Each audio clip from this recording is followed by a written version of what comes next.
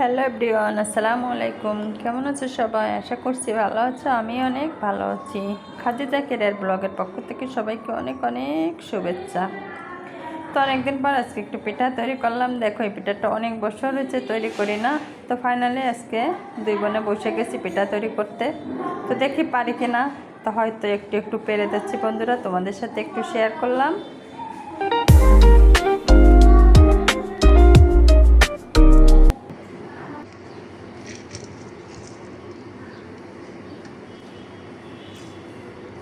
তা বন্ধুরা, ঘরে ফ্রিজে কিছু নারকেল ছিল, সেই নারকেলগুলো নিয়ে নিলাম, বের করে রেখেছিলাম। ঠান্ডা ছড়িয়ে গেছে ফ্রিজের বরফ। এখন সেখানে কিছু দারুচিনি আর তেজপাতা, এলাচ অ্যাড করে দিলাম। তার সাথে পরিমাণ মতো স্বাদযুক্ত লবণ অ্যাড করে দিলাম। এগুলো দিয়ে এখন একটু ভালো করে নাড়াচাড়া করে মেখে নিই। তার সঙ্গে দিয়ে দিলাম একটু খেজুরের গুড়। এটা যশোরের বিখ্যাত খেজুরের গুড়। তো এটা দিয়ে এখন একটু ভালো করে আমি নাড়াচাড়া করে মেখে নিব। এটা হাতে সুন্দর করে মেখে নিয়ে এখন আমার পাকের রুমে চলে এলাম। এই যে হালকা করে একটু ভাজি করে নিব। নারকেলের ছাবাগুলো একটু সুন্দর করে নাড়াচাড়া করে ভাজি করে নিতে হবে। তা হয়ে গেছে, ফাইনালি কালারটা দেখে বোঝা যাচ্ছে। এখন এটা নামিয়ে নিব। এরপর চলে এলাম পিঠা তৈরি করতে। যে খামিরটুকু লাগবে, চাউলের গুঁড়ি দিয়েও তৈরি করা যায়, আটা দিয়ে, ময়দা দিয়ে, সব কিছু দিয়ে তৈরি করা যাবে। তো আমার চাউলের গুঁড়ি না থাকায় এখন আমি আটা নিয়ে নিয়েছি। তো আটাটা খামির তৈরি করে নিয়েছি। তাই খামিরটা এখন সুন্দর করে একটু ভালো করে মেখে নিতে হবে। তো যাই হোক, ভালো করে হাত দিয়ে মেখে খামিরটা তৈরি করে নিলাম। খামিরটা যত সুন্দর করে তৈরি করবে ততই পিঠাটা ভালো হবে। তো আমি কিছুটা পরিমাণ তৈরি করে নিয়েছিলাম। এখন আমার খালাতো বোন আমাকে হেল্প করছে, ও বাকিটা আবার খামিরটা সুন্দর করে মাখছে। তা প্রথমে একটা পিঠা আমি তৈরি করছি, বন্ধুরা দেখতে থাকো।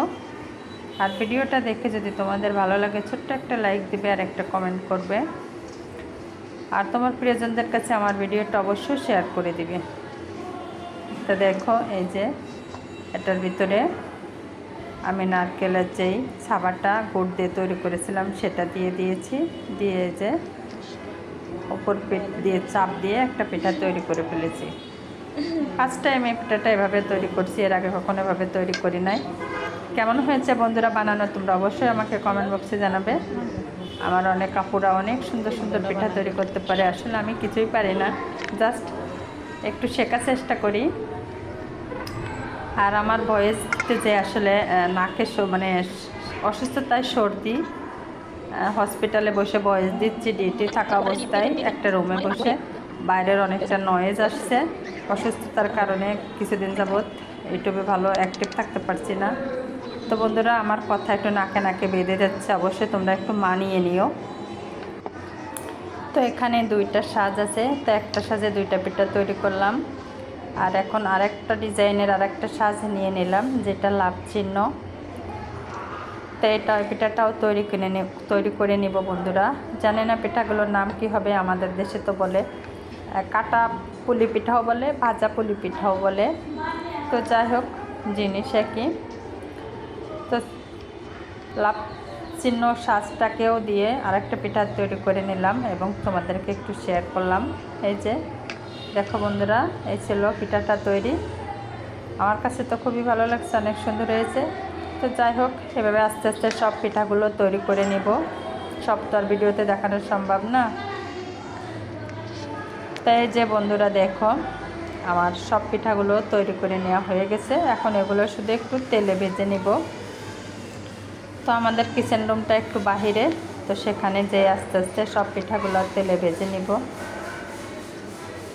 তা বন্ধুরা, তোমাদেরকে একটা কথা বলি, যারা আমাদের ভিডিও দেখো বা আমরা অন্যের ভিডিও দেখে, আমাদের উচিত কারোর ভিডিও দেখে যদি কোনো কমেন্ট করতে হয়, উচিত তো তাকে একটা লাইক দেওয়া। কষ্ট করে ভিডিও বানাই, তো উচিত তাকে একটা লাইক দিয়ে একটা কমেন্ট করা। যদি কোনো ভুল ত্রুটি থাকে সেটাও আমরা বলতে পারি, ভালো হলেও সেটা প্রশংসা করতে পারি। সব কিছু রাইট আছে। তো এই যে পাকের রুমে চলে এলাম। এখন তেলের ভিতরে দিয়ে আস্তে আস্তে সব পিঠাগুলো ভেজে নিব। তা বন্ধুরা সাথে থাকো আর দেখতে থাকো। তো সেই কথাটা আবার ফিরে আসি যে বন্ধুরা ভিডিওর ভিতরে এসে ভিডিও দেখে ভিডিওমূলক একটা গঠনমূলক কমেন্ট করো, আর সে কথাটা কেউ বলো না আমাকে ব্যাক করো, আমাকে বন্ধ করো, আমার পাশে দেখো, আমি তোমাকে বন্ধ করলাম ব্যাক দিয়ে গো। এগুলো বললে তোমার জন্য ক্ষতি, আমার জন্য ক্ষতি, সবার জন্য ক্ষতি।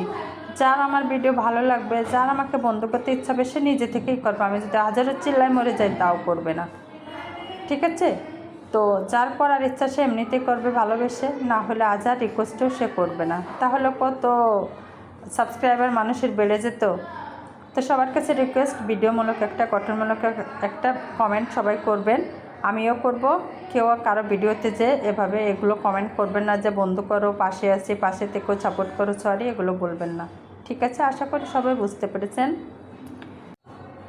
সকল ভাই বোনদের ভালোর জন্য কথাটা বললাম আর কি। জানি না কে কীভাবে নিবে, আশা করছি সবাই ফ্রি মাইন্ডে নেবেন, এই আর কি। তো যাই হোক, তোমাদের সাথে কথা বলতে বলতে আমার পিঠাগুলো সব ভেজে নিয়েছি।